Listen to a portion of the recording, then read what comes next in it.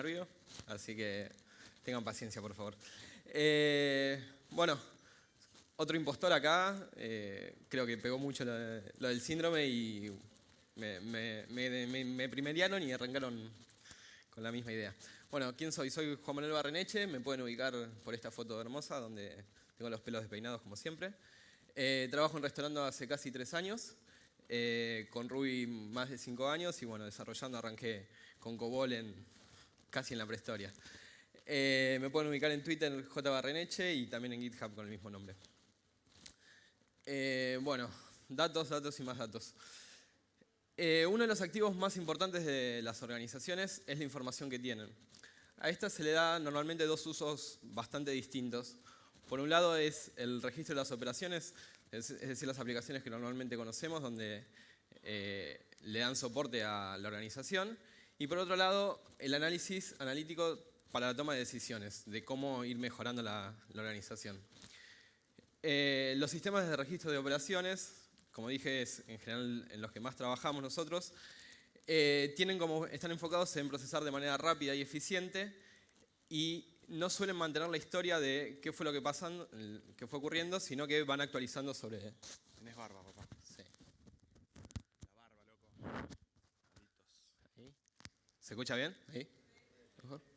A ver, no, está bien, quédate. ¿Hola?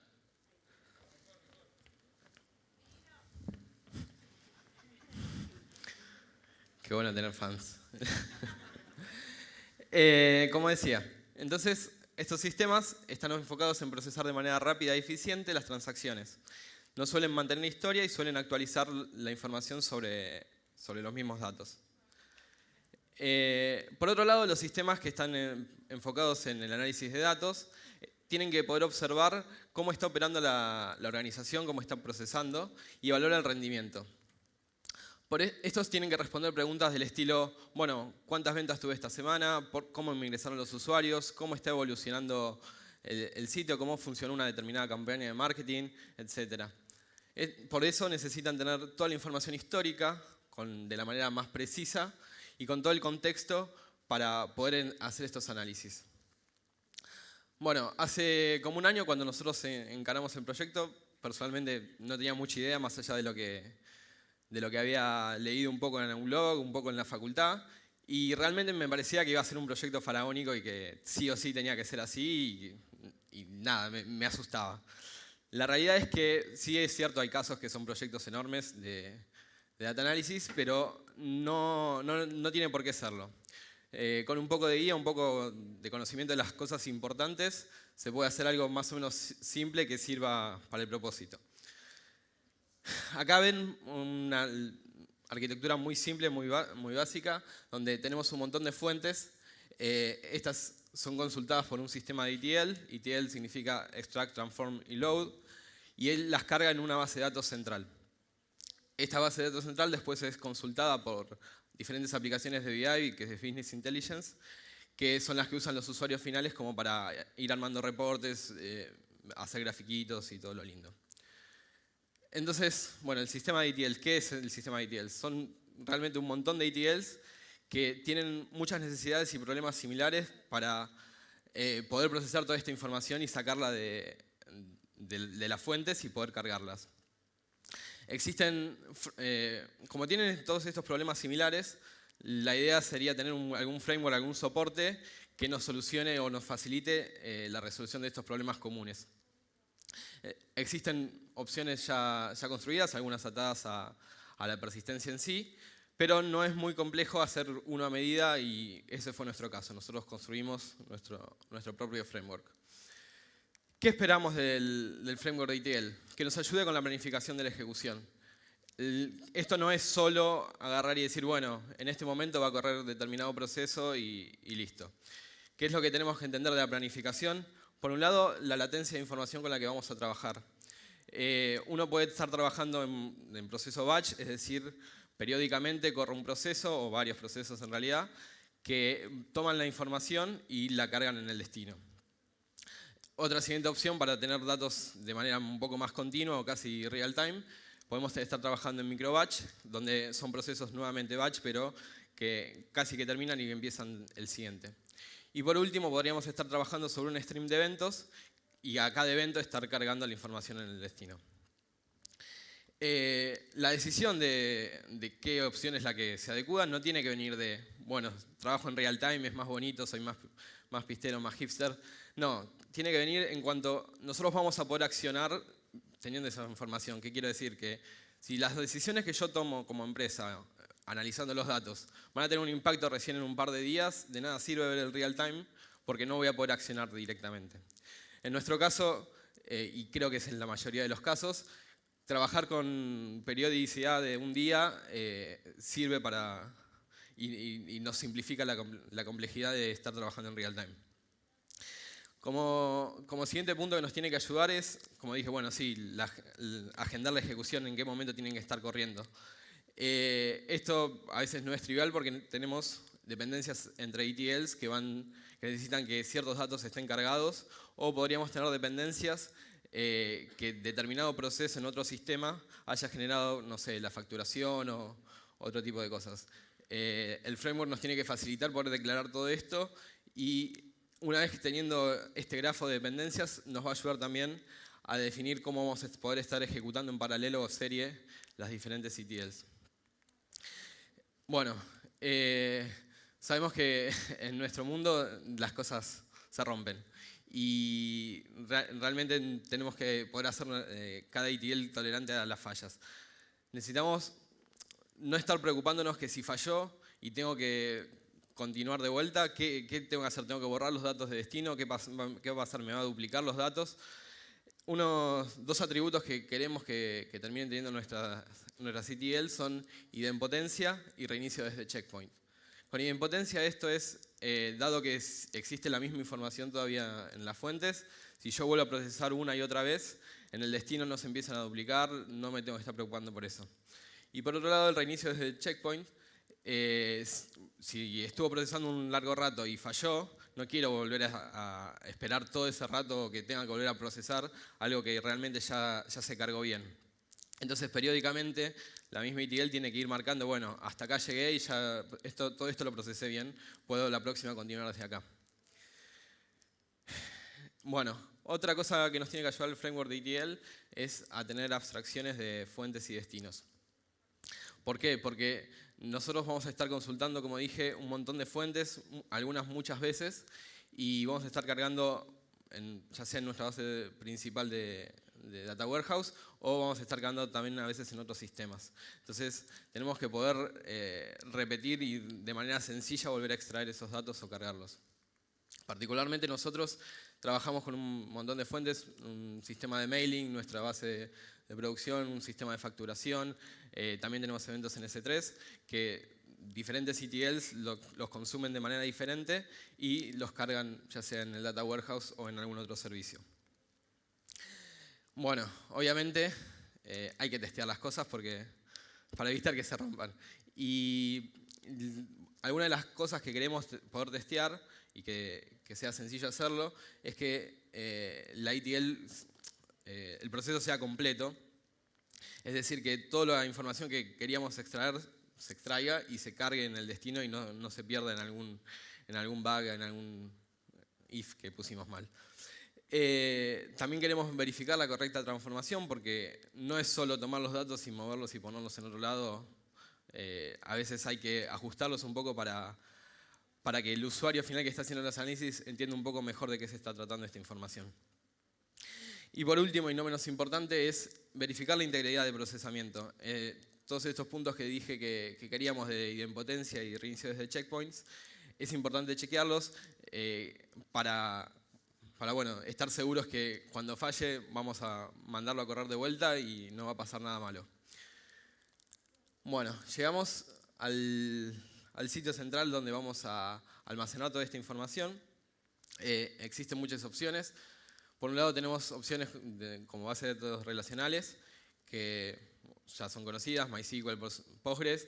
Tienen la ventaja de que tienen un bajo costo, son una solución conocida y tienen un gran soporte por parte de las aplicaciones de BI para consultarlas. La contra que tienen a veces es que a medida que empezamos a procesar más y más datos por arriba de los terabytes, escalarlas hay que hacerlo con un servidor de manera vertical y esto tiene un costo muy alto. Hay que tener en cuenta que cuando digo usar una base de datos relacional, no estoy diciendo usar la misma base de datos que estamos usando para la aplicación. Como dije, las necesidades de ambos sistemas son muy distintas y los datos se tienen que almacenar de manera distinta. En las primeras, donde estamos dando soporte a las operaciones, necesitamos que las transacciones se procesen de manera rápida. Y por el otro lado, en estos sistemas, lo que necesitamos es tener todo el histórico y que esas consultas se resuelvan de manera rápida. El siguiente grupo como opción son los Massive Parallel Processing, nada, existen una gran variedad. Algunos son SaaS o algunos otros uno tiene que deployarlos por su cuenta. Pero son ideales para el escalamiento horizontal. Una vez que uno tiene que procesar muchos terabytes de información, el costo de infraestructura baja. Ahora bien, si por ahí uno tiene que procesar poco, realmente armar todas las diferentes partes que necesitan empieza a complicarse. En nuestro caso, como creo que dije, nosotros estamos usando una base de datos relacional porque tenemos menos de 100 gigabytes y no se justifica usar una opción más compleja. Bueno, para que el sistema sea exitoso, lo más importante es un buen diseño del esquema de datos, para que los usuarios finalmente puedan consultarlos. Y me pareció esto muy útil, esta frase de Ralph Kimball, que es uno de los referentes, donde dice que la información atómica que todavía no ha sido agregada es la información más expresiva que podemos tener. Porque esto va a dos puntos. Por un lado no porque nos pidieron algún determinado reporte o algo, vamos a estar agregándolo y ya dejándoselo listo para que lo mire el valor. Porque después vamos a estar perdiendo la posibilidad de hacer otro tipo de análisis. Ahora, si también intentamos partir todo demasiado, vamos a estar partiendo unidades y realmente los análisis también se terminan complicando. Entonces, es como que hay que buscar el balance justo de qué información es individual y eso es lo que tiene que estar reflejado. Existen muchas opciones de cómo encarar el diseño. El modelado dimensional es una de las más comunes. Es bastante sencilla y aplica para la mayoría de los casos, donde uno separa los grupos de datos en dos tipos. Por un lado, los que son las tablas de hechos y por otro lado, las tablas de dimensiones. Las tablas de hechos corresponden a una relación 1 a 1 con eventos de la realidad, como puede ser algo muy sencillo, una venta, cuántas unidades se vendieron y a qué precio. Y suelen contener columnas numéricas porque se utilizan para hacer todas las métricas y todas las medidas y todas las agregaciones de valores. Y lo siguiente que suelen contener son las relaciones a las tablas de dimensiones. Es importante no estar registrando las no ocurrencias. ¿Qué sería una no ocurrencia? Si una determinada región en una fecha no vendió, no hay que ingresar una fila toda con ceros porque eso lo resuelve finalmente la consulta. El otro grupo, como dije, son las tablas de dimensiones. Estas contienen todo el contexto asociado al evento que estoy midiendo. Están describiendo qué, quién, cómo y cuándo ocurrió ese evento. Y normalmente poseen una clave única, que es la que se usa para referenciar desde la tabla de hechos. Y son usadas para filtrar, agrupar y etiquetar el reporte que después se arma como consulta. Finalmente, con esta idea, lo que nos queda es lo que se conoce como un diseño en forma de estrella, donde tenemos tablas centrales que tienen muchas foreign keys o muchas relaciones a tablas de dimensiones. Bueno, ¿qué vimos hasta ahora? Vimos las dos partes más pesaditas. Vimos más o menos cómo es el sistema ETLs, cómo armar el warehouse. Y ahora llegó el momento de sacarle jugo a todo este trabajo. Vamos a ver un poco de las aplicaciones de BI, opciones. Existen opciones open source, por suerte. La mayoría de estas lo que tienen es que uno escribe la consulta en el lenguaje que corresponda. En este caso es SQL, pero podría ser alguno de los otros lenguajes de las otras bases. Y después presentan el resultado en tabla, en grafiquito y todo eso. La contra que tienen es que no suelen tener un armado para el usuario que no es técnico, una forma de armar las consultas. Nosotros particularmente estamos usando Chartio, que es un SaaS, que sí tiene esta facilidad y realmente te saca mucho trabajo a la parte técnica de estar armando consultas que son triviales y que realmente no necesitan conocer mucho de SQL, pero que para el usuario no técnico aprender SQL, aunque sea lo básico, es una traba. Entonces, ahí lo que se ve es cómo va arrastrando, va definiendo cuáles son las medidas que quiere tener, las dimensiones por las cuales quiere analizar y qué filtros quiere aplicar, y esto finalmente termina en un gráfico. Bueno, pero por supuesto a veces hay que remangarse y hacer el SQL, entonces ahora voy a contarles algunas cosas comunes que nosotros hacemos de consultas. Voy a arrancar desde lo muy básico con estas dos tablas nomás. Tenemos una tabla de hechos que es la de ventas, que bueno, tiene una fecha, cantidad de unidades, monto vendido, y una relación en la tabla de regiones. Entonces, bueno, arranquemos con funciones de suma y de agregación. Por ejemplo, si quisiéramos saber la cantidad de unidades vendidas, directamente sumamos sobre las unidades. Esto nos da un único número. Hasta acá todo sencillo.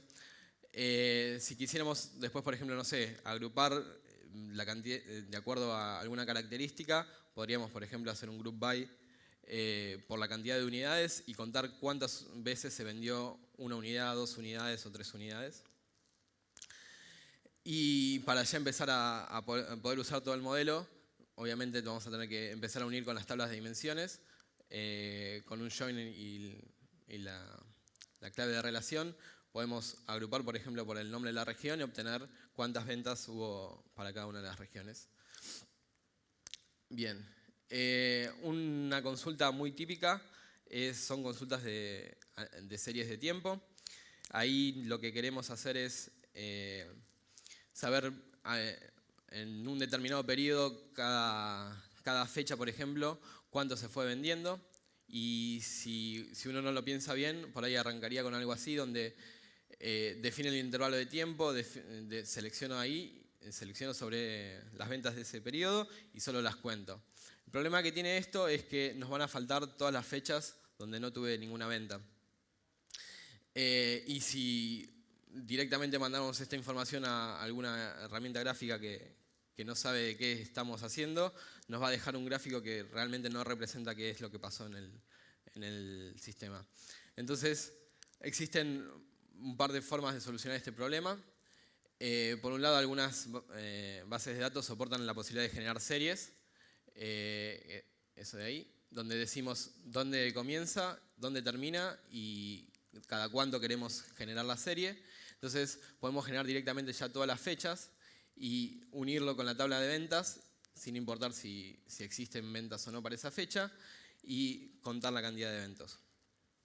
Esto funciona, la contra que tiene, bueno, no lo soportan todas las bases de datos y a veces es mejor usar esta opción donde tengo una tabla de fechas ya pregeneradas que además de tener las fechas, podría tener fechas marcadas, las fechas que son importantes para nuestro negocio, qué sé yo, algún feriado, algún evento especial y que después me permite hacer otro tipo de análisis. Entonces, teniendo una tabla de fechas ya pregenerada, puedo unir directamente, filtrando solo las fechas que me interesan y obtengo el mismo resultado.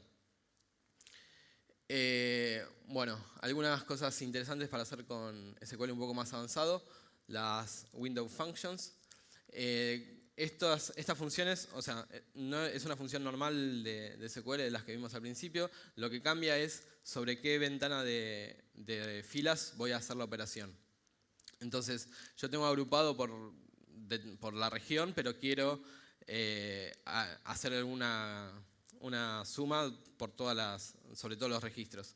Entonces, me permiten generar otra partición, otra forma de agruparlo, las registros sobre los que estoy trabajando, o bien, y ambos, definir el rango de filas sobre las que se va a aplicar finalmente esta subfunción. Como creo que mareé un poco, así que vamos al ejemplo un ejemplo muy sencillo, donde, por ejemplo, quería saber el porcentaje de ventas que correspondía cada uno de los totales de venta.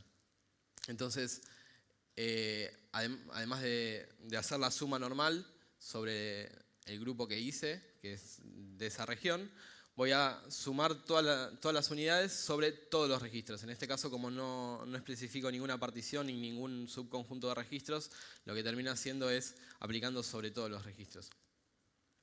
Entonces, de esta manera muy sencilla podemos obtener los porcentajes de ventas que corresponden a estos números.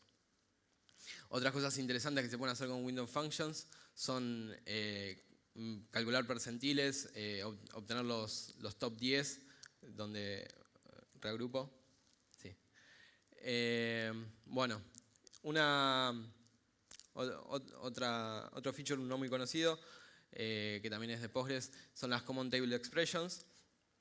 Estos nos permiten hacer como... Es muy normal empezar a hacer subconsultas dentro de consultas y se empieza a volver medio espagueti la consulta y medio difícil de seguir. Entonces nos permiten definir básicamente como los pasos donde voy a ir, sobre los que voy trabajando y lo bueno que tienen es que son optimizadas por separado de la consulta. Es decir, el Query Planner de la base de datos va a ir preparando los registros independientemente de la consulta y va a utilizar los índices y las cosas de manera un poco diferente y en general con mejores resultados. Pero bueno, hay muchísimo más de SQL. No lo había agregado, así que bueno. Se pueden hacer promedios acumulados donde... esto es muy común de querer ir viendo cómo va variando un promedio. Análisis de funnels. Un funnel es, yo tengo un recorrido para una serie de pasos para llegar a un determinado conversión que nos interesa y entonces quiero ver cuánta gente llegó al primer paso, cuántas de ahí la convertí al segundo paso, cuántas al tercer paso y así sucesivamente. Esto todo se puede hacer con SQL sin necesidad de otra herramienta externa. Se pueden hacer análisis de cohort. El cohort es, yo tengo mi base de usuarios que sé que me están usando, pero quiero saber cuántos me vuelven a usar a un siguiente periodo y al siguiente periodo y al siguiente periodo y ver cuánto dura cuál es la esperanza de vida de mis usuarios. Bueno, obviamente también tenemos opciones para grabar datos no estructurados con JSON y HStore en Postgres. Y bueno, este es el equipo, estos somos nosotros. Hasta que... gracias, preguntas. La corrí.